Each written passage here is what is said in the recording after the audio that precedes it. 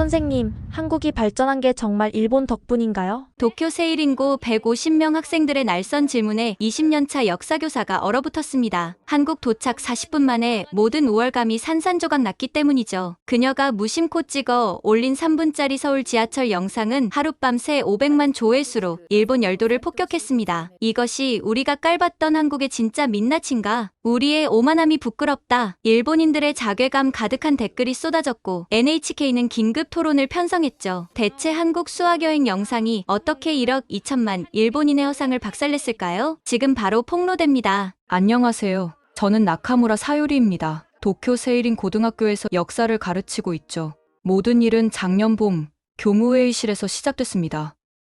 올해 2학년 수학여행 목적지가 한국 서울로 결정됐습니다. 교감 선생님의 발표에 저는 즉시 손을 들었습니다. 죄송하지만 재고해 주셨으면 합니다. 우리 학교 학생들이 굳이 한국을 갈 이유가 있을까요? 교육적 가치를 생각한다면 교토나 나라가 훨씬 낫지 않을까요? 제 의견에 몇몇 선생님들이 고개를 끄덕였습니다. 하지만 교장 선생님이 단호하게 말씀하셨죠. 글로벌 시대입니다. 학생들에게 더 넓은 세계를 보여줘야 합니다. 특히 가장 가까운 이웃 나라를 이해하는 것은 중요합니다. 저는 불만스러웠지만 더 이상 반대할 명분이 없었습니다. 2학년 부담임으로써 150명의 학생을 인솔해야 했죠. 그날 저녁, 집에 돌아와 늦은 저녁을 먹고 있었습니다. 남편이 2층에서 뭔가를 들고 내려왔습니다. 여보, 이거 당신 할아버지 물건 아냐? 다락방 정리하다가 발견했는데. 낡은 가죽 트렁크였습니다. 10년 전 돌아가신 할아버지가 남긴 유품이었죠. 호기심에 열어봤습니다. 안에는 오래된 사진첩과 일기장들이 가득했습니다. 사진첩을 펼치자 흑백 사진들이 나왔습니다. 젊은 시절에 할아버지가 군복을 입고 있었죠. 그런데 배경이 낯설었습니다. 사진 뒤에 작은 글씨가 적혀 있었습니다. 1943년 경성부 조선총독부 앞에서. 심장이 쿵 내려앉았습니다. 할아버지가 조선에 계셨다는 건 처음 알았거든요. 집안 어른들은 할아버지가 전쟁 때 남방에 계셨다고만 했었는데. 떨리는 손으로 일기장을 펼쳤습니다. 할아버지의 깔끔한 필체가 보였습니다. 조선은 축복받은 땅이다. 우리 일본이 이들을 계몽하고 근대화시켜주는 것은 신성한 의무다. 오늘도 총독부에서 조선인들을 위한 새로운 정책을 논의했다. 그들은 언젠가 우리에게 감사하게 될 것이다. 손이 떨렸습니다. 역사 교사로서 저는 일제강점기에 대해 잘 알고 있었습니다. 하지만 그것은 늘 교과서 속 이야기였죠. 설마 우리 할아버지가 그 일부였을 줄은. 다음 장을 넘겼습니다. 1944년 일기였습니다. 서대문 형무소에서 근무를 시작했다. 사상범들이 많다. 하지만 엄격한 교육으로 그들도 한국 시민이 될 수 있을 것이다.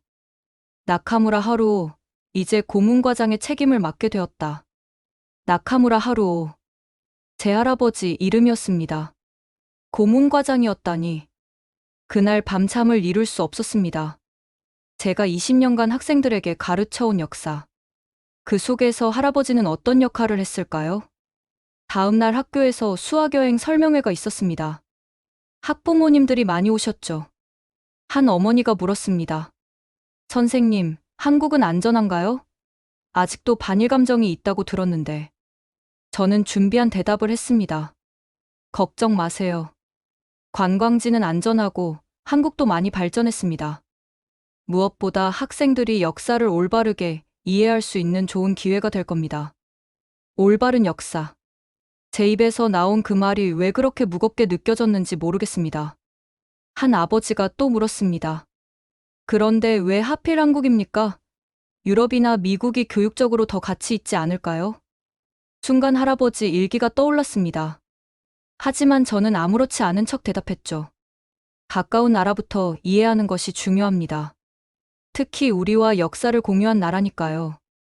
역사를 공유했다. 그 말의 무게가 가슴을 짓눌렀습니다. 설명회가 끝나고 교무실로 돌아왔습니다. 책상 위에는 수학여행 일정표가 놓여 있었죠. 경복궁, 서대문 형무소, 독립기념관. 서대문 형무소. 할아버지가 근무했던 곳. 제가 그곳에 가야 한다니 갑자기 무서워졌습니다. 그곳에서 무엇을 발견하게 될까요? 학생들 앞에서 저는 무엇을 말해야 할까요? 하지만 피할 수 없었습니다. 2학년 부담임으로써 그리고 역사 교사로서 저는 가야만 했습니다. 출발 일주일 전 학생들에게 사전 교육을 했습니다. 여러분, 한국은 우리와 깊은 역사적 관계가 있는 나라입니다. 물론 불행한 시기도 있었지만 우리는 한국의 근대화에 기여하기도 했습니다. 이번 여행에서는 균형 잡힌 시각으로 역사를 바라보기 바랍니다. 한 여학생이 손을 들었습니다. 선생님, 그런데 왜 한국은 일본을 싫어한대요? 우리가 도와줬는데. 저는 당황했습니다. 제가 늘 가르쳐온 대로 대답해야 할까요? 아니면, 그것은 복잡한 문제예요. 이번 여행에서 직접 보고 느끼면서 생각해 보도록 해요. 애매한 대답이었죠. 하지만 그것이 제가 할 수 있는 최선이었습니다. 출발 전날 밤, 저는 다시 할아버지 일기를 펼쳤습니다. 1945년 8월 일기가 눈에 들어왔습니다. 패전이다. 조선을 떠나야 한다. 하지만 언젠가 그들은 깨닫게 될 것이다. 우리가 얼마나 많은 것을 해줬는지, 우리 없이 그들이 얼마나 힘들어질지를. 할아버지는 끝까지 그렇게 믿으셨나 봅니다. 자신이 옳다고. 저는 일기를 덮었습니다. 그리고 가방을 쌌죠. 여권, 카메라, 그리고 마음 한구석에 자리 잡은 불안감까지도 함께. 출발 당일 아침, 나리타 공항에 집합했습니다. 150명의 학생들이 들떠 있었죠. 대부분 처음 가는 한국이었으니까요. 저는 마이크를 잡았습니다. 여러분, 오늘부터 4박 5일간 한국을 여행합니다. 우리는 일본을 대표한다는 마음가짐으로 품위 있게 행동해야 합니다. 특히 역사적 장소에서는 더욱 신중하게 행동하세요. 한 남학생이 큰 소리로 물었습니다. 선생님, BTS 만날 수 있나요? 학생들이 웃었습니다. 저도 억지로 미소를 지었죠. 안타깝게도 BTS는 못 만나겠지만 한국의 진짜 모습을 볼 수 있을 거예요. 진짜 모습. 과연 무엇이 진짜일까요? 비행기 안에서 저는 학생들을 위해 준비한 자료를 다시 한번 검토했습니다. 한일 관계사 요약본이었죠. 제가 늘 가르쳐온 내용이었습니다. 일본은 메이지 유신 이후 아시아의 선도국가가 되었다. 한국 병합은 국제법상 합법적이었고, 우리는 한국의 철도, 학교, 병원을 건설했다. 물론 일부 과도한 정책도 있었지만, 전체적으로는 한국 근대화에 기여했다. 옆자리에 앉은 다나카 선생님이 제 자료를 보더니 말했습니다. 나카무라 선생님은 정말 철저하시네요. 저는 그냥 관광만 즐기려고요. 역사 교사로서 학생들에게 올바른 관점을 심어줘야죠. 올바른 관점. 그 말을 하면서도 왜 이렇게 불편했을까요? 2시간 반 후, 인천공항에 도착했습니다. 입국장을 나서는 순간, 저는 멈춰 섰습니다. 공항이 상상 이상으로 크고 현대적이었거든요. 천장은 높고 대리석 바닥은 거울처럼 빛났습니다. 도쿄 나리타보다 훨씬 세련됐죠. 한 학생이 감탄했습니다. 와, 선생님. 여기가 정말 한국이에요? 완전 미래 도시 같아요. 저는 당황했지만 침착하게 대답했습니다. 공항은 나라의 얼굴이니까 특별히 신경 쓴 거예요. 실제 도시는 다를 겁니다. 하지만 공항을 나와 서울로 가는 길의 봄 풍경은 제 예상을 완전히 빗나갔습니다. 고속도로는 깨끗했고 양옆으로 높은 빌딩들이 끝없이 이어졌죠. 송도 신도시를 지날 때는 입이 벌어질 정도였습니다. 가이드가 자랑스럽게 설명했습니다. 여기는 송도입니다. 계획도시로 스마트시티의 모델이 되고 있죠. UN 기구들도 많이 들어와 있습니다. 한 여학생이 속삭였습니다. 선생님, 여기가 도쿄보다 더 발전한 것 같은데요? 저는 대답하지 못했습니다. 제가 알던 한국, 가르쳐온 한국과 너무 달랐으니까요. 호텔에 도착해 짐을 풀고 첫 일정인 경복궁으로 향했습니다. 경복궁 앞에서 저는 학생들을 모았습니다. 여러분, 이 궁궐은 14세기 말에 지어졌습니다. 임진왜란 때 불탔다가 19세기에 재건됐죠. 일제시대에는 총독부 건물이 여기 있었습니다. 한 남학생이 물었습니다. 왜 총독부를 여기 지었어요? 그건 행정의 효율성을 위해서였습니다. 거짓말이었죠. 진실은 조선 왕조의 길을 꺾기 위해서였습니다. 하지만 저는 그렇게 말할 수 없었습니다. 경복궁을 둘러보는 동안 한국인 관광객들이 우리를 쳐다봤습니다. 일본 학생 단체라는 걸 알아본 것 같았죠. 그런데 놀랍게도 적대적인 시선은 없었습니다. 오히려 한 할머니가 다가와 일본어로 말을 걸었습니다. 어서 오세요. 일본 학생들이구나. 한국 구경 잘하고 가세요. 학생들이 놀랐습니다. 저도 마찬가지였죠. 반일 감정이 강하다고 들었는데 근정전 앞에서 가이드가 설명했습니다. 여기서 왕의 즉위식이 열렸습니다. 일제 시대에는 많은 건물이 철거됐지만 지금은 복원 작업이 계속되고 있습니다. 한 학생이 저에게 조용히 물었습니다. 선생님, 우리가 철거한 거예요? 그것은 도시 계획 차원에서. 변명이 궁색했습니다. 학생들도 느꼈을 거예요. 제 대답이 얼마나 억지스러운지. 경복궁을 나와 점심을 먹으러 갔습니다. 식당에서 놀라운 일이 있었죠. 주문을 받던 직원이 유창한 일본어를 했습니다. 알고 보니 대학생 아르바이트였는데 일본어를 전공한다고 했습니다. 왜 일본어를 배우세요? 일본 문화를 좋아해요. 특히 애니메이션이요. 그리고 미래에는 한일 관계가 더 좋아질 거라고 믿어요.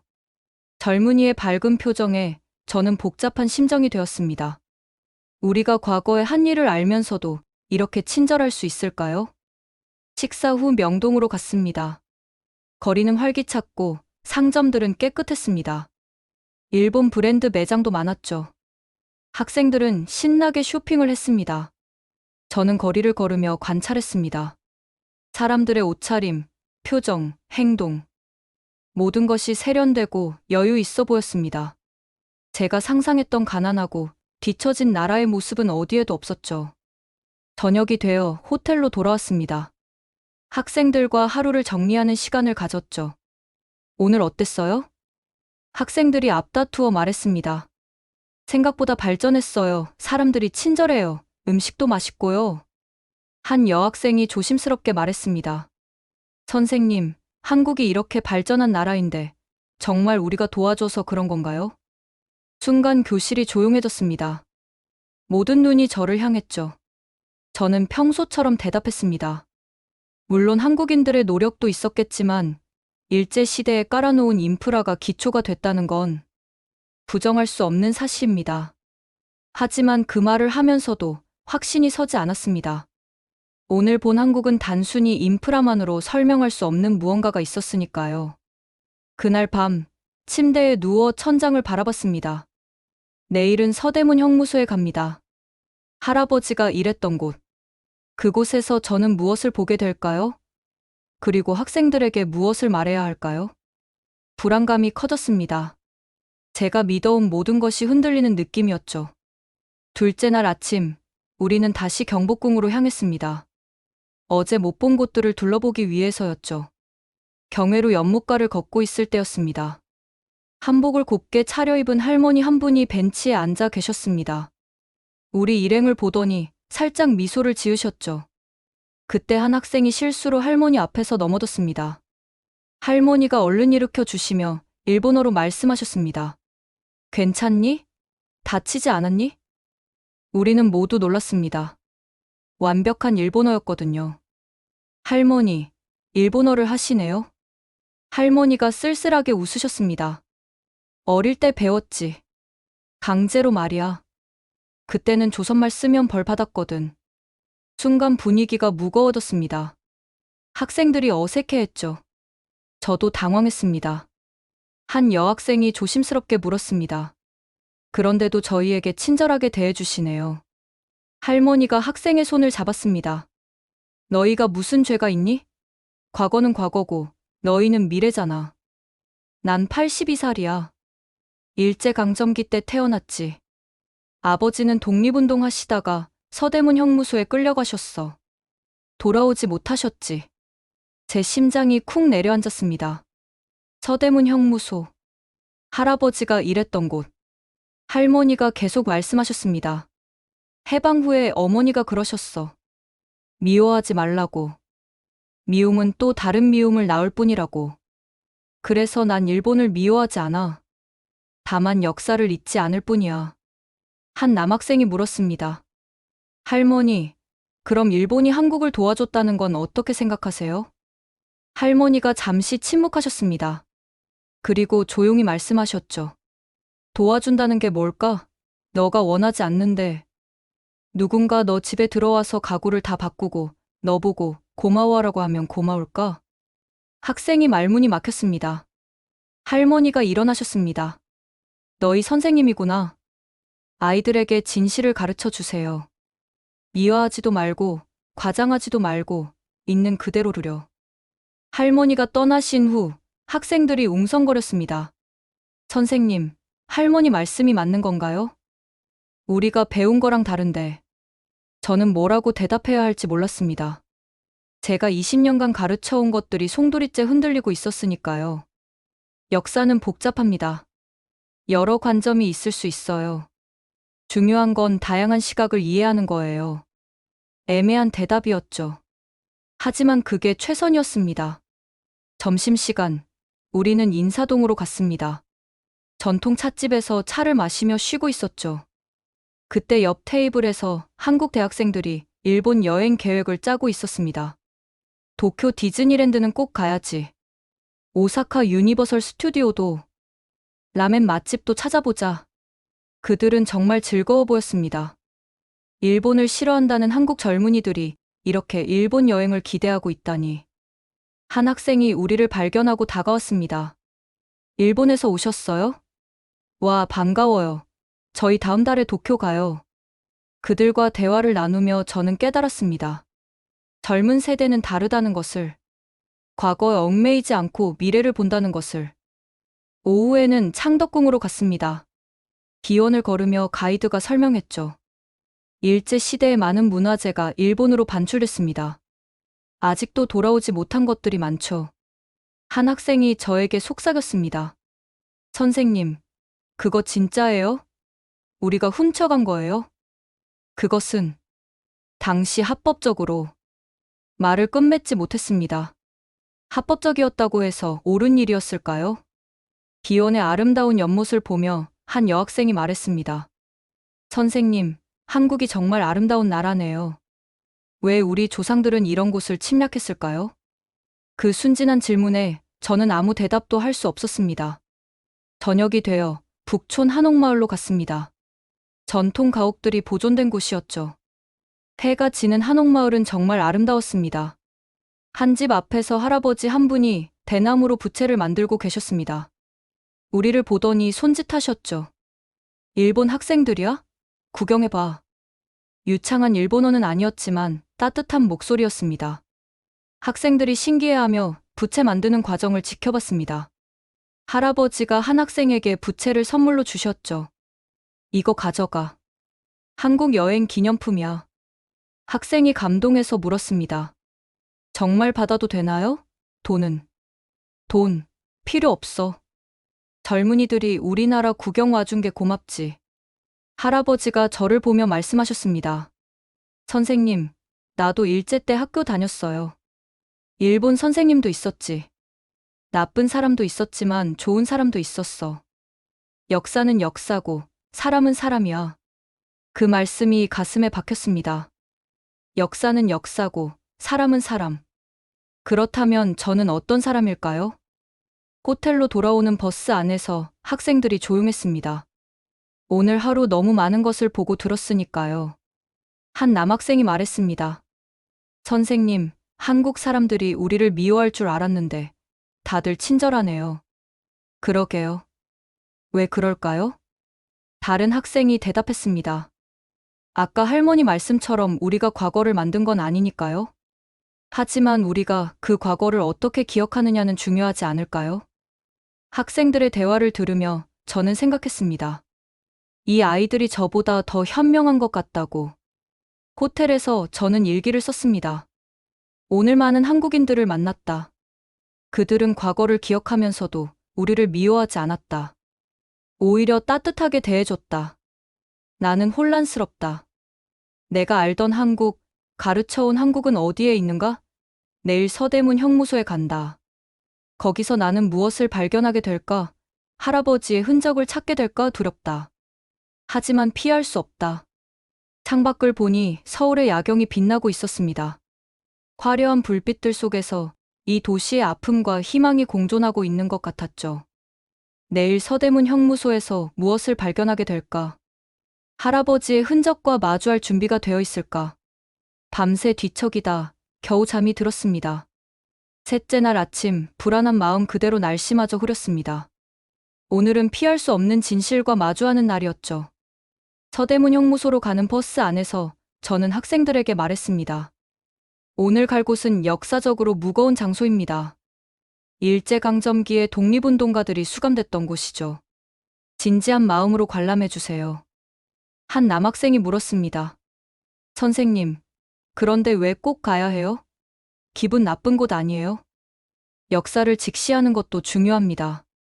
하지만 속으로는 저도 가고 싶지 않았습니다. 할아버지의 이름을 그곳에서 발견하게 될까봐. 형무소 입구에 도착했습니다. 붉은 벽돌 건물이 음산하게 서 있었죠. 학생들도 긴장한 표정이었습니다.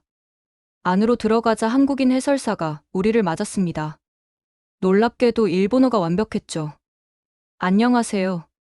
일본에서 오신 학생 여러분. 제가 오늘 안내를 맡겠습니다. 해설이 시작됐습니다. 형무소의 역사, 수감자들의 이야기, 고문의 실상. 학생들의 표정이 점점 어두워졌습니다. 특히 고문 도구들을 볼 때는 몇몇 여학생들이 고개를 돌렸죠. 해설사가 말했습니다. 이곳에서 많은 독립운동가들이 고통받았습니다. 유관순 열사도 이곳에서 순국하셨죠. 겨우 18살이었습니다. 18살. 우리 학생들과 같은 나이였습니다. 한 여학생이 울먹였습니다. 저랑 같은 나이인데 어떻게 그런 고문을.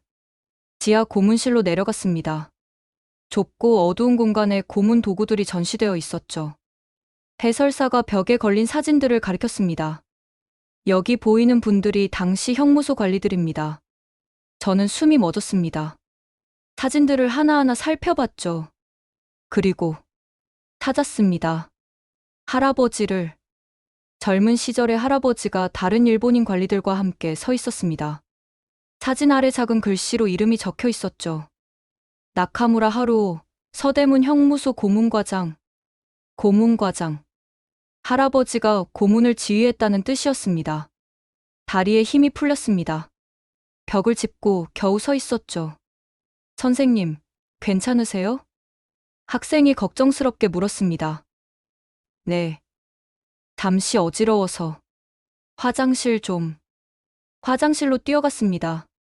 그리고 변기를 붙잡고 구토했죠. 아무것도 나오지 않았지만 계속 헛구역질이 났습니다.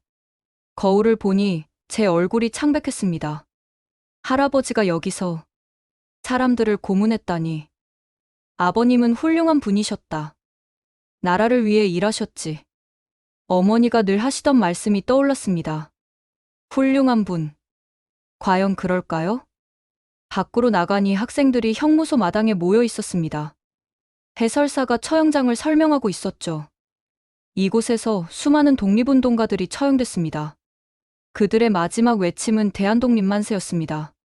한 남학생이 조용히 물었습니다. 왜 그렇게까지 했을까요? 목숨 걸고 독립운동을. 해설사가 대답했습니다. 자유를 위해서죠. 나라를 되찾기 위해서.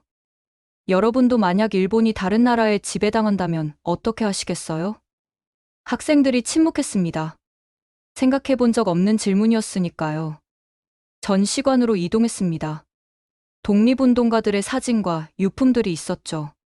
한 전시 케이스 앞에서 발걸음이 멈췄습니다. 고문으로 숨진 사람들의 명단이었습니다. 그 중에 한 이름이 눈에 들어왔습니다. 김정식, 1944년 3월 15일, 고문 후유증으로 사망. 담당관 나카무라 하루오. 할아버지가 직접 고문한 사람이었습니다. 김정식이 누구인지 찾아봤습니다. 설명이 있었죠. 김정식 선생, 경성제국대학 학생. 조선어 교육운동을 펼치다 체포. 모진 고문에도 동지를 배신하지 않고 끝까지 신념을 지킴. 향년 22세.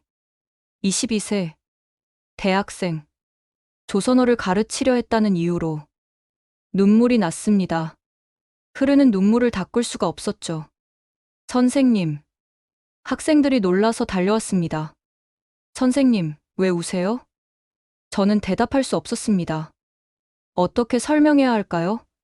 여러분이 존경하는 선생님의 할아버지가 여기서 사람들을 고문하고 죽였다고? 그냥 너무 안타까워서. 이런 역사가. 학생들도 숙연해졌습니다. 한 여학생이 제 손을 잡았습니다.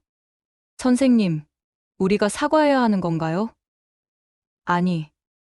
너희는 무엇이 옳은 대답일까요? 저도 몰랐습니다.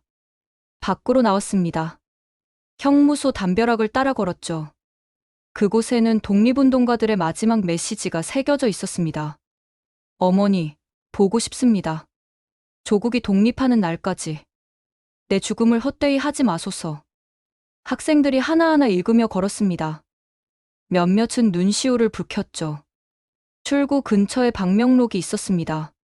한 학생이 펜을 들었습니다. 뭐라고 쓸까요, 선생님? 마음에서 우러나는 말을 쓰세요. 학생이 고민하다가 썼습니다. 죄송합니다. 그리고 감사합니다. 일본 학생 올림. 다른 학생들도 차례로 메시지를 남겼습니다.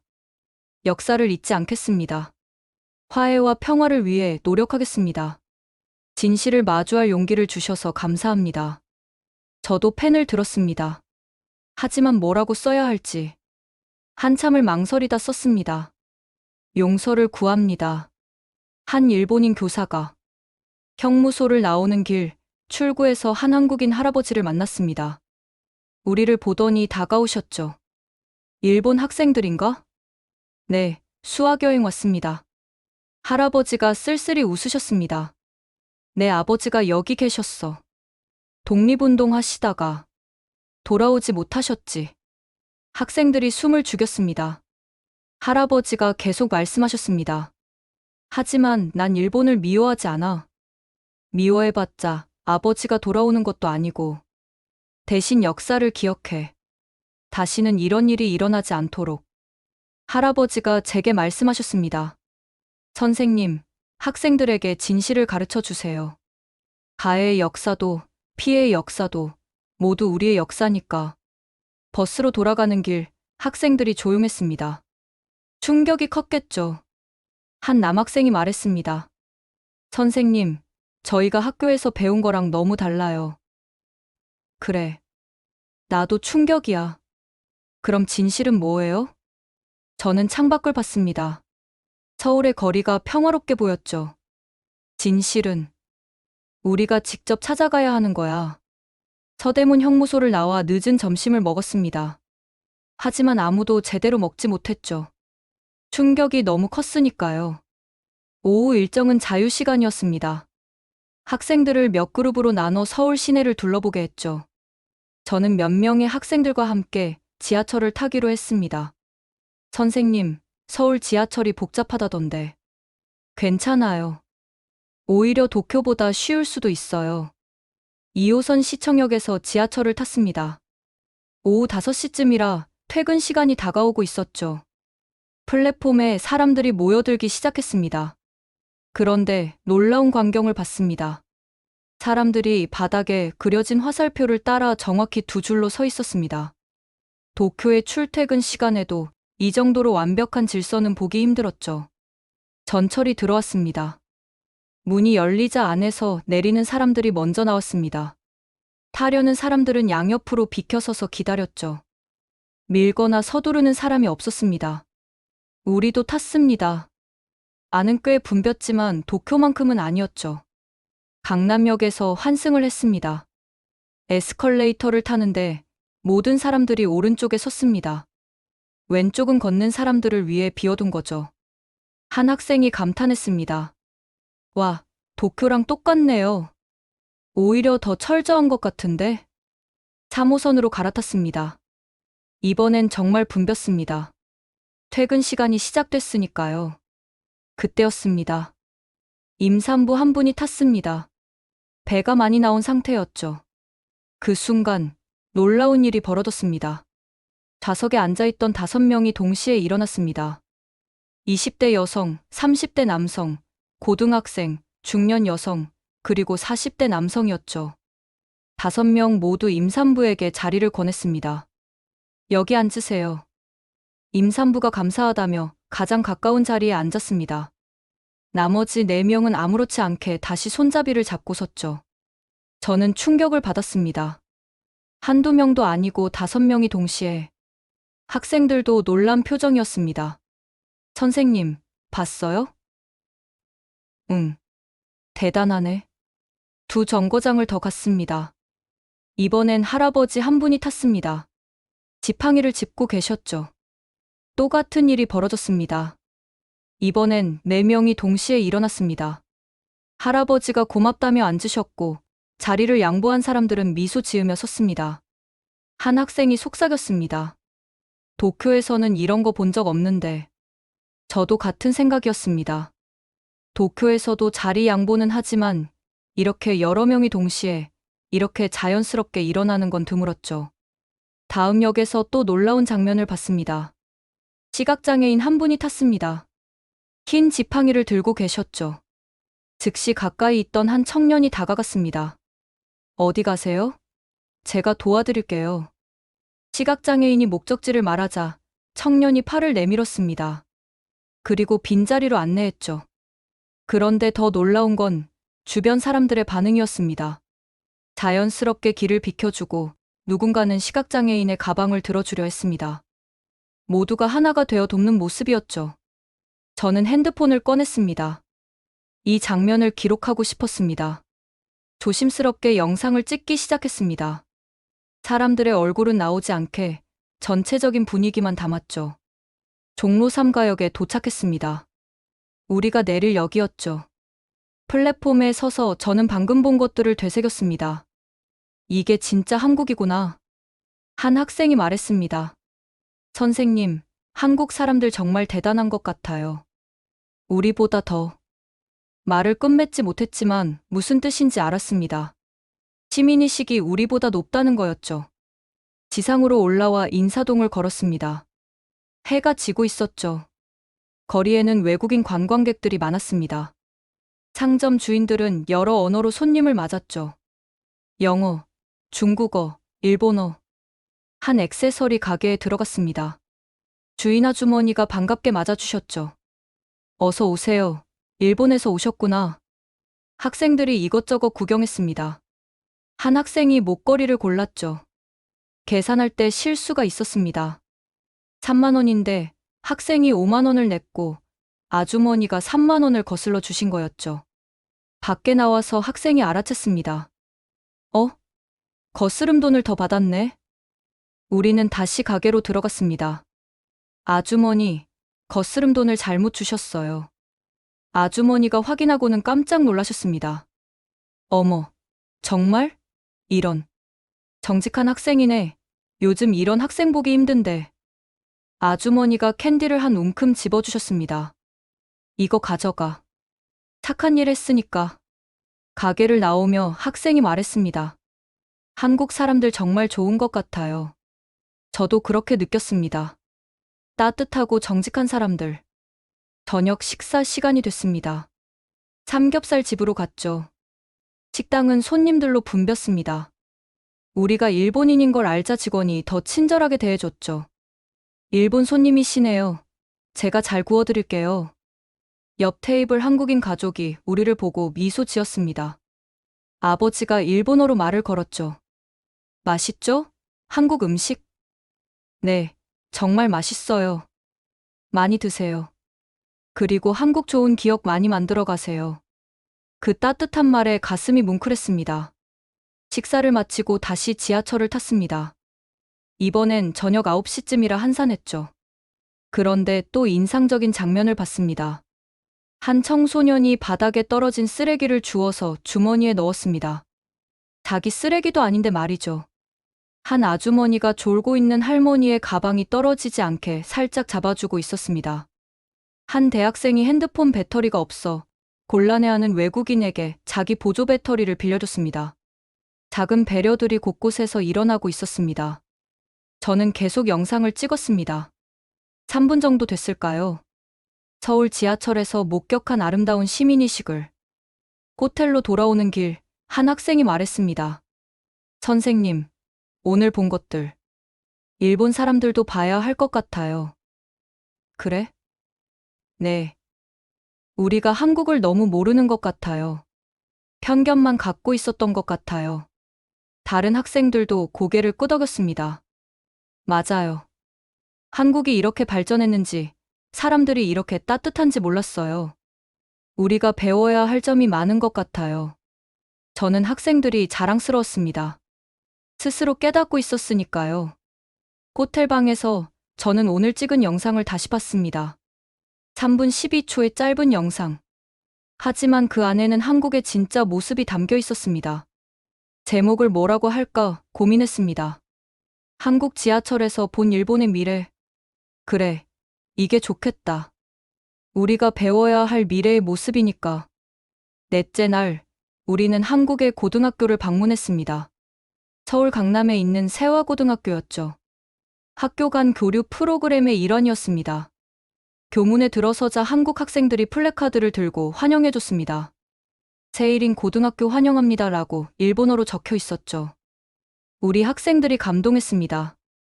와, 일본어로 써줬어. 강당에서 환영식이 열렸습니다. 양교 학생들이 서로 인사를 나눴죠. 그 후 교사들끼리 모이는 시간이 있었습니다. 차를 마시며 교육에 대해 이야기했죠. 그때 한 선생님이 제게 다가왔습니다. 안녕하세요. 저는 역사 교사 김태준입니다. 40대 초반으로 보이는 남자 선생님이었습니다. 부드러운 인상이었죠. 저도 역사 교사입니다. 나카무라 사요리라고 합니다. 아, 반갑습니다. 역사 교사끼리 만나서 더 반갑네요. 우리는 자연스럽게 대화를 이어갔습니다. 한국 학생들에게 일본 역사도 가르치시나요? 네, 물론이죠. 특히 근현대사는 빼놓을 수 없죠. 아픈 역사지만 정확히 가르치려고 노력합니다. 학생들이 일본을 미워하지 않나요? 김 선생님이 잠시 생각하더니 말했습니다. 역사를 미워하는 거지. 지금의 일본이나 일본 사람을 미워하는 건 아니에요. 우리는 미래를 봐야 하니까요. 그 말에 저는 갑자기 눈물이 날 것 같았습니다. 사실, 저희 할아버지가 말을 꺼냈다가 멈췄습니다. 하지만 김 선생님의 따뜻한 눈빛에 용기를 얻었죠. 저희 할아버지가 일제강점기 때 서대문 형무소에서 일하셨어요. 고문과장이었다고. 김 선생님이 놀란 표정을 지었습니다. 하지만 곧 평온해졌죠. 그것을 아는 것도 힘드셨겠네요. 어제 서대문 형무소에 갔다가 할아버지 이름을 봤어요. 할아버지가 고문한 사람들 명단도 봤고요. 저는 어떻게 해야 할까요? 눈물이 흘렀습니다. 김 선생님이 손수건을 건넸죠. 나카무라 선생님, 당신은 당신 할아버지가 아니에요. 과거의 죄는 과거에 남겨두고 우리는 더 나은 미래를 만들어 가야죠. 하지만 저는 20년간 학생들에게 잘못된 역사를 가르쳤어요. 일본이 한국을 도왔다고, 근대화 시켜줬다고. 그것도 하나의 시각일 수 있어요. 중요한 건 이제 다른 시각도 보신다는 거죠. 김 선생님이 제 어깨를 두드렸습니다. 용기 내세요. 진실을 마주하는 것도, 그것을 인정하는 것도 용기가 필요합니다. 점심시간, 양교 학생들이 함께 식사했습니다. 급식실에서 자연스럽게 어울렸죠. 한 한국 학생이 우리 학생에게 K-팝 춤을 가르쳐주고 있었습니다. 우리 학생은 일본 애니메이션을 소개했고요. 웃음소리가 가득했습니다. 국경이 무색했죠. 오후에는 한국 학생들이 우리를 위해 공연을 준비했습니다. 사물놀이였죠. 북, 장구, 꽹과리, 징의 소리가 어우러졌습니다. 역동적이면서도 조화로웠죠. 공연이 끝나고 우리 학생들이 열렬히 박수를 쳤습니다. 대단해요. 멋있어요. 한국 학생 대표가 마이크를 잡았습니다. 일본 친구들을 환영합니다. 우리는 가까운 이웃이고 앞으로 더 가까워질 수 있다고 믿습니다.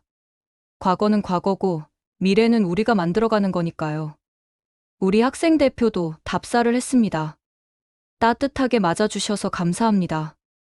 한국에 와서 많은 것을 배우고 느꼈습니다. 우리도 더 나은 미래를 함께 만들고 싶습니다. 학교 방문을 마치고 나오는 길, 한국 학생들이 선물을 줬습니다. 한국 전통 부채와 한일 학생들이 함께 찍은 사진이었죠. 버스에 오르기 전 김태준 선생님이 다시 다가왔습니다. 나카무라 선생님, 이거 드릴게요. 책 한 권이었습니다. 표지에는 화해와 상생의 한일 관계사라고 적혀 있었죠. 제가 쓴 책이에요. 한일 양국의 시각을 균형 있게 담으려 노력했습니다. 감사합니다. 꼭 읽어볼게요. 그리고 너무 자책하지 마세요. 선생님이 이렇게 한국에 와서 진실을 마주한 것만으로도 큰 변화의 시작이에요. 김 선생님과 악수를 나눴습니다. 따뜻한 손이었죠. 버스 안에서 학생들이 들떠 있었습니다. 한국 학생들이랑 카톡 아이디 교환했어요. 나도 일본 오면 구경시켜준대. 우리도 한국도 오고 싶어요. 학생들의 밝은 모습을 보며 희망을 느꼈습니다. 이 아이들이 만들어갈 미래는 다를 거라고. 호텔로 돌아와 저는 김 선생님이 준 책을 펼쳤습니다. 첫 장에 메모가 적혀 있었죠. 과거를 기억하되 미움에 갇히지 않고 진실을 마주하되 절망하지 않으며 화해를 추구하되 잊지 않는 것. 그것이 우리가 나아갈 길입니다. 그날 밤 저는 결심했습니다. 학생들에게 진실을 말해야겠다고. 마지막 날 아침 저는 학생들을 회의실에 모았습니다. 여러분, 이번 여행 어땠나요? 학생들이 앞다투어 대답했습니다. 좋았어요. 한국이 생각보다 훨씬 발전했어요. 사람들도 친절하고요. 저는 심호흡을 했습니다. 이제 말해야 할 때였죠. 여러분, 제가 고백할 게 있습니다. 학생들이 조용해졌습니다. 제가 여러분에게 가르쳐온 역사. 그것이 전부가 아니었습니다. 아니, 어떤 부분은 잘못됐을 수도 있습니다. 학생들이 놀란 표정으로 저를 봤습니다. 선생님, 무슨 말씀이세요? 서대문 형무소에서 제 할아버지 이름을 봤습니다. 할아버지는 그곳에서 고문과장으로 일하셨어요. 독립운동가들을 고문하고 말을 잇지 못했습니다. 목이 메었죠. 학생들이 충격받은 표정이었습니다. 하지만 곧 한 여학생이 말했습니다. 선생님, 그건 선생님 잘못이 아니잖아요. 맞아요. 선생님은 그때 태어나지도 않으셨잖아요. 학생들의 따뜻한 말에 눈물이 났습니다. 고마워요. 하지만 저는 역사 교사로서 진실을 외면했어요. 일본이 한국을 도왔다고, 근대화시켰다고 가르쳤죠. 하지만 이번 여행에서 봤듯이 한국은 스스로 발전한 거예요. 우리 때문이 아니라 그들의 노력으로. 한 남학생이 손을 들었습니다. 그럼 진실이 뭐예요, 선생님? 진실은 복잡해요. 일본이 한국에 철도를 놓은 건 사실이에요. 하지만 그건 한국을 위해서가 아니라 자원을 수탈하기 위해서였죠. 학교를 세운 것도 사실이에요. 하지만 한국어 교육을 금지하고 일본어를 강요했죠. 학생들이 진지하게 들었습니다. 우리는 그들의 이름을 빼앗았어요. 문화를 억압했고, 땅을 빼앗았고, 사람들을 강제로 일본에 데려가 일을 시켰죠. 그게 진실이에요. 무거운 침묵이 흘렀습니다. 한 학생이 물었습니다. 그럼 우리가 사과해야 하나요? 국가 차원의 사과는 정치적 문제예요.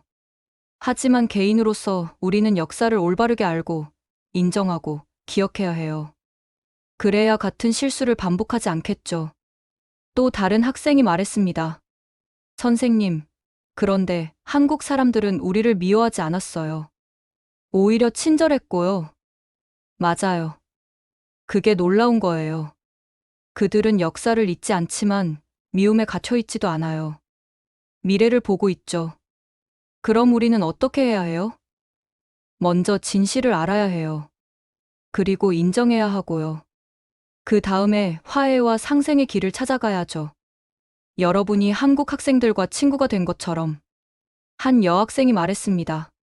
선생님, 저희가 이번에 본 것들을 일본 친구들에게도 알려주고 싶어요. 어떻게? 선생님이 찍으신 지하철 영상 있잖아요. 그거 공유하면 어떨까요? 다른 학생들도 동의했습니다. 맞아요. 일본 사람들도 진짜 한국을 봐야 해요. 편견을 깨야 해요. 저는 고민했습니다. 영상을 공개하면 논란이 될 수도 있었죠. 특히 제가 교사인 걸 알면. 하지만 학생들의 진지한 눈빛을 보며 결심했습니다. 좋아요. 여러분과 함께 결정하는 거예요. 학생들이 여러 의견을 냈습니다. 한국의 진실? 우리가 몰랐던 한국? 한국에서 배운 것들? 한국 지하철에서 본 일본의 미래? 우리는 투표를 했고 한국 지하철에서 본 일본의 미래로 정했습니다. 왜 일본의 미래예요? 우리가 배워야 할 모습이니까요. 시민의식, 질서, 배려. 우리도 그렇게 되어야 하지 않을까요? 학생들이 고개를 끄덕였습니다. 그날 오후, 우리는 마지막 일정으로 북한산에 갔습니다. 케이블카를 타고 올라가 서울을 내려다봤죠. 한 학생이 말했습니다. 선생님, 서울 정말 크네요. 그래. 1,000만 명이 사는 도시니까. 도쿄만큼 크지만 더 깨끗한 것 같아요. 산도 있고 강도 있어서 더 아름다운 것 같아요. 학생들이 서울의 풍경에 감탄했습니다. 그때 한 할아버지가 우리에게 다가왔습니다. 등산복 차림이었죠. 일본에서 왔나? 네, 수학여행 왔어요. 할아버지가 웃으셨습니다. 좋은 시절이네. 나 어릴 때는 일본 사람 보면 돌 던졌는데. 학생들이 긴장했습니다. 할아버지가 계속 말씀하셨습니다. 하지만 이제는 달라. 너희 같은 젊은이들이 서로 교류하니까 좋지. 과거는 과거고 미래는 너희가 만들어가는 거야. 할아버지가 가방에서 김밥을 꺼내 주셨습니다. 이거 먹어봐. 우리 집사람이 만든 거야. 학생들이 감사하다며 받았습니다. 김밥을 나눠 먹으며 할아버지와 이야기를 나눴죠. 할아버지가 제게 말씀하셨습니다. 선생님, 아이들 잘 가르치시오. 역사를 알되 미워하지 않고 기억하되 복수하지 않도록. 네, 노력하겠습니다. 산을 내려와 한강공원으로 갔습니다. 해질녘의 한강은 정말 아름다웠죠. 학생들이 둘러앉아 이번 여행을 정리했습니다. 제일 기억에 남는 게 뭐예요? 저는 지하철이요. 사람들이 자리 양보하는 거. 저는 서대문 형무소요. 충격적이었지만 알아야 할 역사인 것 같아요. 저는 한국 학생들이요. 친구가 돼서 좋아요. 한 학생이 조심스럽게 말했습니다. 선생님, 저희가 일본에 돌아가서 뭘 할 수 있을까요? 뭘 하고 싶어요? 진실을 알리고 싶어요. 한국의 진짜 모습을. 편견을 깨고 싶어요. 한일 관계가 더 좋아지게 하고 싶어요. 저는 학생들이 자랑스러웠습니다. 좋아요. 우리 함께 노력해봐요. 작은 것부터 시작하는 거예요. 저녁이 되어 호텔로 돌아왔습니다. 마지막 밤이었죠. 저는 방에서 영상을 편집했습니다. 3분 12초의 짧은 영상. 하지만 그 안에 많은 의미가 담겨 있었죠. 업로드 버튼을 누르기 전 잠시 망설였습니다. 이 영상이 어떤 파장을 일으킬까? 비난받을까? 학교에서 문제가 될까? 하지만 학생들의 말이 떠올랐습니다. 진실을 알려야 해요. 편견을 깨야 해요. 더 나은 미래를 만들어야 해요. 그래. 이 아이들을 위해서라도 용기를 내야 한다. 업로드 버튼을 눌렀습니다. 떨리는 마음으로 귀국 비행기에 올랐죠. 이 영상이 어떤 파장을 일으킬지 막연한 두려움과 기대가 교차했습니다. 일본에 돌아온 다음날 아침 평소처럼 출근했습니다. 하지만 학교 분위기는 이미 달라져 있었죠. 학교에 도착하니 동료 교사들이 수군거리고 있었습니다. 나카무라 선생님, 유튜브에 영상 올리셨어요? 네. 아, 네. 벌써 조회수가 10만이 넘었던데요. 깜짝 놀랐습니다. 하룻밤 사이에 10만이라니. 핸드폰을 확인했습니다. 정말이었죠. 조회수 12만, 댓글 3,000개. 떨리는 마음으로 댓글을 읽었습니다. 이게 진짜 한국이야? 믿을 수 없어. 우리가 배워야 할 모습이다. 일본이 더 선진국인 줄 알았는데. 긍정적인 댓글이 많았습니다. 하지만 부정적인 것도 있었죠. 조작 아니야? 친한파 교사네. 매국노. 점심시간, 교장실에서 연락이 왔습니다. 교장실에 들어가니 교장 선생님과 교감 선생님이 심각한 표정으로 앉아 계셨죠. 나카무라 선생님, 영상 때문에 학교로 항의 전화가 오고 있습니다. 죄송합니다. 하지만 저는 왜 사전 허가 없이 올리셨습니까? 학생들과 함께 결정한 일입니다. 한국의 진실을 알리고 싶었습니다. 교감 선생님이 화를 냈습니다. 진실? 당신이 본 게 전부라고 생각하십니까? 아니요. 하지만 적어도 제가 본 것은 사실입니다. 학교 이미지를 생각하셔야죠. 교장 선생님이 말을 이었습니다. 일단 영상을 내리세요. 죄송하지만 그럴 수 없습니다. 뭐라고요? 이건 교육의 일환입니다. 학생들에게 진실을 보여주는 것도 교사의 역할입니다. 교장 선생님이 한숨을 쉬었습니다. 좋습니다. 하지만 더 이상의 논란은 피해주세요. 교장실을 나왔습니다. 복도에 학생들이 기다리고 있었죠. 선생님, 괜찮으세요? 응, 괜찮아. 저희 때문에. 아니야. 이건 옳은 일이야. 그날 저녁 집에 돌아와 다시 확인했습니다. 조회수 50만. 믿을 수 없었습니다. 댓글은 10,000개가 넘었죠. 그때 전화가 왔습니다. NHK 방송국이었습니다. 나카무라 선생님이시죠? 내일 아침 프로그램에 출연해 주실 수 있을까요? 저요? 네, 영상이 화제가 되고 있습니다. 선생님의 이야기를 듣고 싶습니다. 고민했지만 수락했습니다. 이왕 시작한 일, 끝까지 가야 했죠. 다음날 새벽, 방송국으로 갔습니다. 생방송이라 긴장됐습니다. 하지만 제가 본 것, 느낀 것을 솔직하게 말했죠. 한국은 우리가 생각하는 것보다 훨씬 발전한 나라였습니다. 특히 시민의식은 우리가 배워야 할 수준이었고요. 진행자가 물었습니다. 일본이 한국보다 뒤처졌다는 말씀인가요? 뒤처졌다기보다는 우리가 너무 자만했다는 겁니다. 과거에 갇혀서 현재를 보지 못했죠. 논란이 될 것 같은데요. 진실은 때로 불편합니다. 하지만 마주해야 합니다. 방송이 끝나고 학교로 갔습니다. 학교 앞에 사람들이 모여 있었습니다. 플래카드를 든 사람들이었죠. 매국 교사 나카무라를 해고하라. 일본의 자긍심을 팔아먹은 교사. 우익 단체였습니다. 학생들이 저를 보호하려고 나왔습니다. 선생님은 잘못한 게 없어요.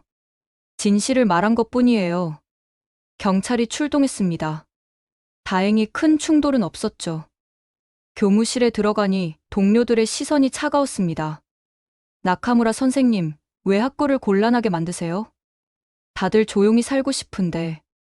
하지만 몇몇 젊은 교사들은 다가와 격려해줬습니다. 용기 있는 행동이었어요. 저도 사실 비슷한 생각을 했었어요. 점심시간, 학생들이 교무실로 찾아왔습니다. 선생님, 영상 조회수가 100만 넘었어요. 그리고 한국에서도 화제래요. 정말이었습니다. 한국 언론에서도 제 영상을 다루고 있었죠. 일본 교사의 용기 있는 고백. 한국을 제대로 본 일본인. 화해의 첫걸음. 그때 또 전화가 왔습니다. 이번엔 문부과학성이었습니다. 나카무라 선생님, 내일 오전에 방문해 주실 수 있을까요? 가슴이 철렁했습니다. 교사 자격을 박탈당하는 건 아닐까? 집에 돌아와 남편과 상의했습니다. 당신이 옳다고 생각하는 일을 한 거잖아. 후회하지 마.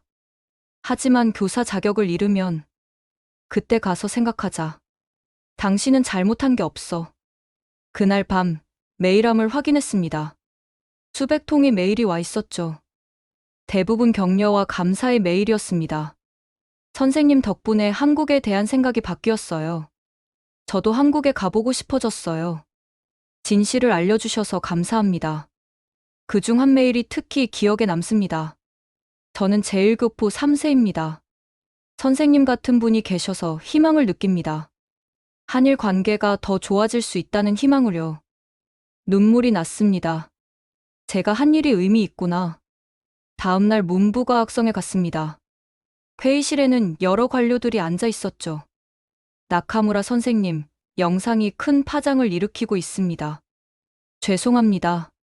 하지만, 아니요, 사과하실 필요 없습니다. 예상외의 반응이었습니다. 사실 우리도 고민이 많았습니다. 한일 관계, 특히 젊은 세대의 상호 이해를 어떻게 증진시킬까 하고요. 네. 선생님의 영상이 좋은 계기가 될 것 같습니다. 교육 교류를 확대하려고 합니다. 믿을 수 없었습니다. 벌을 받을 줄 알았는데, 오히려 선생님이 교류 프로그램 기획에 참여해 주셨으면 합니다. 저요? 네. 현장 경험이 있으신 분이 필요합니다. 회의를 마치고 나오는데 다리가 후들거렸습니다. 학교로 돌아오니 분위기가 달라져 있었습니다. 교장 선생님이 웃으며 맞아주셨죠. 나카무라 선생님, 문부과학성에서 연락이 왔습니다. 우리 학교가 한일 교류 거점 학교로 선정됐다고요. 선생님 덕분입니다. 처음엔 걱정했는데 좋은 결과가 나왔네요. 동료들도 축하해줬습니다. 오후에 학생들을 만났습니다. 선생님, 한국 친구들이 연락 왔어요. 우리 영상 봤대요. 고맙다고 전해달래요. 다음에 또 만나자고 해요. 학생들의 밝은 표정을 보니 모든 고생이 보상받는 느낌이었습니다. 일주일 후 영상 조회수는 300만을 돌파했습니다. TV 토론 프로그램에 출연 요청이 왔습니다. 토론 프로그램은 골든타임에 방영되는 인기 시사 프로그램이었습니다. 저를 비판하는 패널과 지지하는 패널이 함께 나왔죠. 사회자가 물었습니다. 나카무라 선생님, 왜 이런 영상을 올리셨습니까? 학생들과 함께 본 한국의 모습을 일본 사람들과 공유하고 싶었습니다. 비판 패널이 공격했습니다. 단 며칠 본 것으로 한국을 다 안다고 할 수 있습니까? 다 안다고 하지 않았습니다. 제가 본 것을 보여드린 것 뿐입니다. 일본을 폄하하는 것 아닙니까? 일본을 폄하한 게 아니라 배울 점이 있다고 한 겁니다. 지지 패널이 도왔습니다. 저도 최근 한국에 다녀왔는데 나카무라 선생님 말씀이 맞습니다. 우리가 너무 오만했어요. 논쟁이 뜨거워졌습니다. 일본이 한국보다 뒤처졌다는 말입니까? 뒤처진 게 아니라 서로 배울 점이 있다는 거죠. 그런데 왜 일본의 미래라고 제목을 붙였습니까? 우리가 지향해야 할 시민의식을 봤기 때문입니다. 1시간의 토론이 끝났습니다. 결론은 나지 않았지만 많은 사람들이 생각해 볼 기회가 됐죠. 방송이 끝나고 방송국을 나서는데 한 할머니가 다가왔습니다. 나카무라 선생님? 네. 고맙습니다. 제 아버지가 전쟁 때 한국에서 돌아가셨어요. 평생 한국을 미워했는데 선생님 영상을 보고 생각이 바뀌었어요. 할머니가 제 손을 꼭 잡았습니다. 미움을 놓을 수 있게 해줘서 고마워요. 집으로 가는 전철 안에서 눈물이 났습니다. 다음날 학교에 가니 현관에 많은 편지가 와 있었습니다. 격려 편지가 대부분이었지만 협박 편지도 있었죠. 매국노는 일본을 떠나라. 조상을 욕되게 하는 것. 하지만 저는 흔들리지 않았습니다. 제가 본 것이 진실이니까. 그때 특별한 편지 하나를 발견했습니다. 한국에서 온 편지였죠. 나카무라 선생님께. 저는 서대문 형무소에서 만난 김태준입니다. 선생님의 용기에 감동했습니다. 한일 교사 교류 프로그램을 제안하고 싶습니다. 김 선생님이었습니다. 반가웠죠. 바로 답장을 썼습니다. 꼭 하고 싶다고. 2주가 지났습니다. 영상 조회수는 500만을 넘었고 사회적 논쟁은 계속됐죠. 국회에서도 제 영상이 언급됐습니다.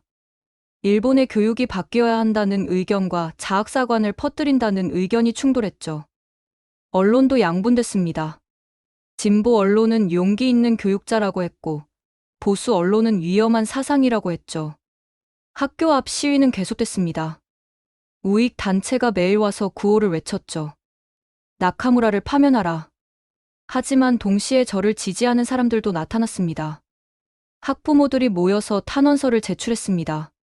나카무라 선생님은 훌륭한 교사입니다. 진실을 가르치는 교사가 필요합니다. 학생들도 서명운동을 했습니다. 우리 선생님을 지켜주세요. 전교생의 80%가 서명했죠. 어느 날 교장 선생님이 불렀습니다. 나카무라 선생님, 압력이 많습니다. 하지만 해고하실 건가요? 아니요. 끝까지 지킬 겁니다. 선생님이 옳으니까요. 교장 선생님도 많이 변하신 것 같았습니다. 한 달이 지났습니다. 영상 조회수는 500만. 일본 교육계의 뜨거운 감자가 됐죠. 그리고 놀라운 소식이 들려왔습니다. 다른 학교 교사들이 연대를 표명한 겁니다. 우리도 한국 수학여행을 가고 싶다. 진실을 마주하는 교육을 하고 싶다. 전국에서 100명이 넘는 교사들이 지지 선언을 했습니다. 교육부도 움직였습니다. 한일 청소년 교류 확대 방안을 발표했죠. 제가 던진 작은 돌이 큰 파장을 일으킨 겁니다. 어느 날 아침 학교에 도착하니 낯선 사람들이 기다리고 있었습니다. 나카무라 선생님이시죠? 저희는 한일 우호 협회에서 왔습니다. 그들은 뜻밖의 제안을 했습니다. 선생님을 올해의 다리상 수상자로 선정했습니다. 다리상이요? 한일 양국의 다리 역할을 한 분께 드리는 상입니다. 믿을 수 없었습니다. 비난만 받을 줄 알았는데 점심시간 더 놀라운 일이 있었습니다. 우리 반 학생들이 교무실로 뛰어왔습니다. 선생님, 한국 학생들이 영상을 올렸어요. 뭐라고? 학생들이 핸드폰을 보여줬습니다. 한국 세화고 학생들이 응원 영상을 만든 거였죠. 나카무라 선생님, 힘내세요. 우리는 선생님을 지지합니다. 일본어로 된 메시지였습니다. 서툴지만 진심이 느껴졌죠. 눈물이 났습니다. 이렇게 많은 사람들이 지지해주다니. 그날 오후 또 다른 손님이 왔습니다. 안녕하세요. 저는 아사히 신문 기자입니다. 인터뷰를 하고 싶은데요. 무슨 인터뷰요? 선생님 이야기를 연재 기사로 쓰고 싶습니다.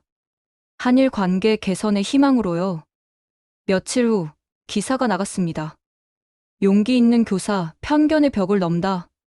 반응은 폭발적이었습니다. 전국에서 격려 편지가 쏟아졌죠. 그중 한 편지가 특별했습니다. 나카무라 선생님, 저는 히로시마에 사는 은퇴 교사입니다. 저도 40년간 잘못된 역사를 가르쳤습니다. 이제라도 바로잡고 싶습니다. 또 다른 편지. 저는 대학생입니다.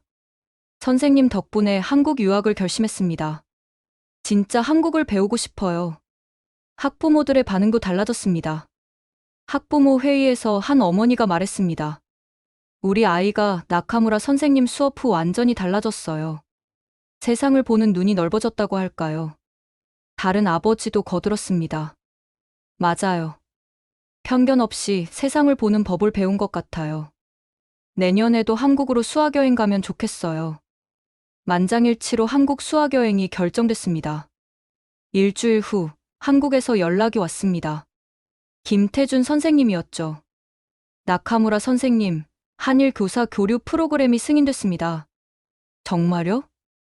네. 다음 달에 한국 교사 20명이 일본을 방문합니다. 그 다음엔 일본 교사들이 한국에 오고요. 드디어 작은 변화가 시작되는구나. 그리고 뜻밖의 곳에서 지원이 왔습니다. 제1교포 단체였죠. 나카무라 선생님의 용기에 감사드립니다. 우리가 도울 수 있는 일이 있다면 말씀해 주세요. 그들은 통역과 문화 교류 지원을 약속했습니다. 한 제1교포 할머니가 찾아왔습니다. 60년 동안 일본에 살면서 차별받았어요. 하지만 선생님 같은 분이 계시니 희망이 생겨요. 할머니가 김치를 담아오셨습니다. 한국 김치예요. 드셔보세요. 교무실에서 동료들과 김치를 나눠 먹었습니다. 처음엔 거부하던 동료들도 한 입 먹어보더니 감탄했죠. 맛있네요. 한국 음식이 이렇게 맛있는 줄 몰랐어요. 작은 김치 한 조각이 편견을 녹이는 것 같았습니다. 2달 후, 드디어 한일 교사 교류 프로그램이 시작됐습니다. 먼저 한국 교사 20명이 일본을 방문했죠. 공항에서 그들을 맞았습니다. 김태준 선생님도 계셨죠. 나카무라 선생님, 다시 만나서 반가워요. 우리는 포옹했습니다. 국경을 넘은 우정이었죠. 일주일간 일본 학교들을 방문하며 수업을 참관하고 토론했습니다. 한국 선생님들은 일본 교육의 장점을 배우려 노력했고, 일본 선생님들은 한국의 혁신적인 교육 방법에 관심을 보였죠. 마지막 날 환송회가 열렸습니다. 김태준 선생님이 인사말을 했습니다. 이번 교류로 우리는 서로를 더 잘 이해하게 됐습니다. 과거는 바꿀 수 없지만 미래는 우리가 만들어갈 수 있습니다. 한 달 후, 이번엔 제가 일본 교사 30명을 이끌고 한국을 방문했습니다. 인천공항에 도착하니 한국 선생님들이 환영해 주셨죠. 환영합니다 라는 플래카드가 인상적이었습니다. 첫 목적지는 역시 서대문 형무소였습니다. 일본 교사들에게는 충격적인 경험이었죠. 한 선생님이 울면서 말했습니다. 이런 역사를 몰랐다니. 부끄럽습니다. 하지만 한국 선생님들은 비난하지 않았습니다. 과거를 아는 것이 시작입니다. 이제 함께 미래를 만들어가요. 한국 학교들을 방문했습니다. 디지털 교육, 창의력 교육, 인성 교육. 배울 점이 많았죠. 특히 학생들의 토론 수업이 인상적이었습니다. 자유롭게 의견을 나누는 모습이 일본과는 달랐죠. 한 일본 교사가 말했습니다. 우리는 너무 주입식 교육에 치중했나 봅니다. 마지막 날 비무장지대를 방문했습니다. 분단의 아픔을 보며 평화의 소중함을 느꼈죠. 그곳에서 우리는 평화 선언문을 작성했습니다. 우리 한일 교사들은 과거를 기억하되 미움을 키우지 않고 진실을 가르치되 화해를 추구하며 평화로운 미래를 위해 함께 노력할 것을 약속합니다. 일본에 돌아온 지 6개월이 지났습니다. 제 영상은 이제 조회수 500만을 돌파했고 여러 언어로 번역됐죠. 더 놀라운 변화들이 일어났습니다. 우리 학교뿐만 아니라 전국 50개 학교가 한국으로 수학여행을 갔습니다. 문부과학성은 한일 역사 공동교과서 제작을 시작했고 저도 집필진에 참여했죠. 우리 학생들 중 5명이 한국대학에 진학했습니다. 연세대, 고려대, 서울대. 한국어를 열심히 공부한 결과였죠. 한 학생이 편지를 보냈습니다. 선생님 덕분에 새로운 세계를 알게 됐어요.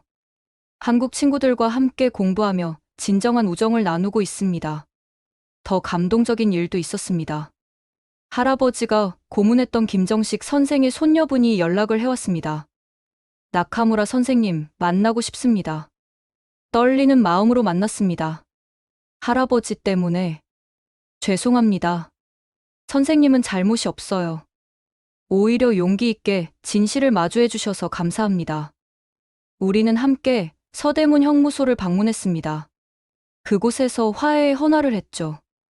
이 소식이 알려지자 한일 양국에서 큰 감동을 불러일으켰습니다. 진정한 화해의 모습이라고 언론이 대서특필했죠.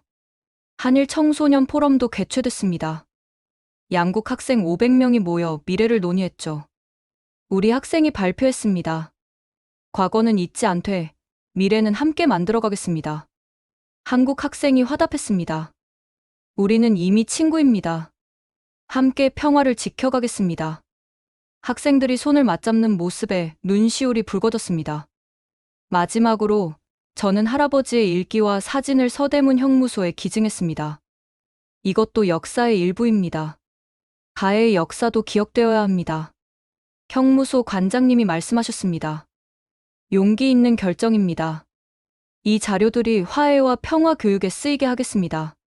지금도 저는 역사를 가르칩니다. 하지만 예전과는 다릅니다. 일방적인 주입이 아닌 함께 생각하고 토론하는 수업을 합니다. 역사에는 여러 관점이 있습니다. 중요한 건 진실을 외면하지 않는 것입니다. 제 작은 영상 하나가 이런 변화를 만들 줄은 몰랐습니다. 하지만 이제 알게 됐습니다. 진실을 마주할 용기, 그것이 변화의 시작이라는 것을. 지금까지 나카무라 사유리 선생님의 이야기 어떠셨나요? 작은 용기가 만든 큰 변화. 한 교사의 3분짜리 영상이 일본 사회 전체를 뒤흔들고 한일 관계에 새로운 희망을 만들어냈습니다. 과거를 직시할 용기가 있을 때 비로소 진정한 미래를 만들 수 있다는 것. 그것이 이 이야기가 우리에게 주는 메시지가 아닐까요? 여러분도 이런 용기 있는 변화의 주인공이 되고 싶으시다면 이 영상을 널리 공유해주세요. 더 많은 사람들이 진실을 마주하고 화해의 길로 나아갈 수 있도록 구독과 좋아요도 부탁드립니다. 다음에도 더 감동적인 이야기로 찾아뵙겠습니다. 지금까지 원더풀 해외 사연이었습니다. 감사합니다.